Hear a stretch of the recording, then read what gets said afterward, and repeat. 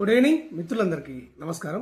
ఆంధ్రప్రదేశ్ రాష్ట్ర ప్రభుత్వము ఏపీఎస్ ఆర్టీసీలో దివ్యాంగులకు ఉచిత ప్రయాణ సౌకర్యాన్ని కల్పించడం జరుగుతుంది అని చెప్పేసి జీవో నెంబర్ 21 రిలీజ్ చేయడం అనేది జరిగింది.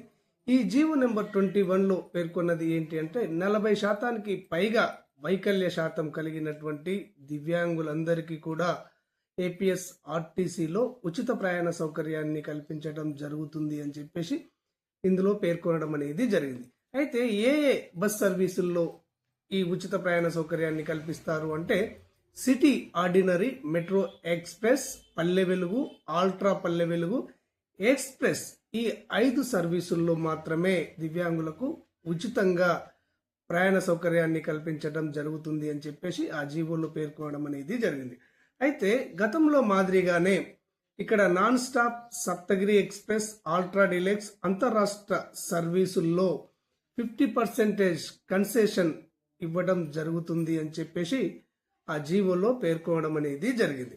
అయితే ఆర్టీసీకి ప్రభుత్వము నివేదించింది ఏంటి అంటే రాష్ట్రంలో 11 లక్షల మంది దివ్యాంగులు ఉన్నారు అని చెప్పేసి వీరికి ఉచిత ప్రయాణ సౌకర్యాన్ని కల్పించవలసి ఉంటుందని ఆర్టీసీకి తెలియజేసింది.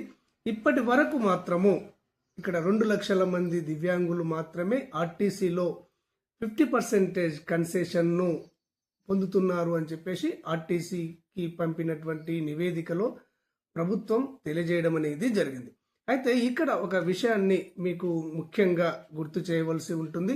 గతంలో దివ్యాంగులకు 50% కన్సెషన్ పాస్ ఇచ్చే సందర్భంలో ఆర్థోపెడికల్లీ హ్యాండిక్యాప్స్, లోకోమోటర్ డిజబిలిటీ వారికి 40% ఉంటే వారికి ఈ 50% కన్సెషన్ పాస్ ఇవ్వడం అనేది జరిగేది. అయితే ఇక్కడ బ్లైండ్ వారికి కానివ్వండి, ఈఎన్టీ వారికి కానివ్వండి, ఎంఆర్ వారికి కానివ్వండి, ఎంఐ వారికి కానివ్వండి టోటల్ గా 100% ఉంటేనే ఈ 50% కన్సెషన్ పాస్ ఇవ్వడం అనేది జరిగింది.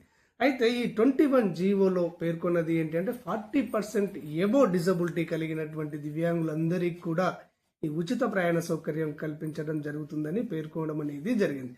ఈ విధంగా ఏ కేటగిరీ దివ్యాంగులకైనా కానీ 40% ఎబో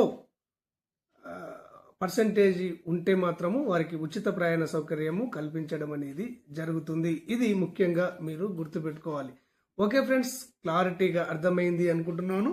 ఆంధ్రప్రదేశ్ రాష్ట్రానికి సంబంధించి దివ్యాంగులకు సంబంధించి కానివ్వండి, వితంతువులకు సంబంధించి కానివ్వండి, ఓల్డేజ్ పర్సన్స్కి సంబంధించి కానివ్వండి, ఈ విధంగా డిసడ్వాంటేజ్ పీపుల్కు సంబంధించి ప్రభుత్వం నుంచి సంక్షేమ పథకాలకు సంబంధించి ఎలాంటి లేటెస్ట్ అప్డేట్ వచ్చినా కానీ ఆ అప్డేట్ వివరాలను ఉన్నట్టుగా అంతర్నేత్ర ఛానల్ మీకు తెలియజేయడం అనేది జరుగుతుంది. ఈ సమాచారం వెంటనే మీకు తెలియాలి అంటే తప్పకుండా అంతర్నేత్ర ఛానల్ను ఆదరించండి, సబ్స్క్రైబ్ చేసుకోండి. ధన్యవాదాలు.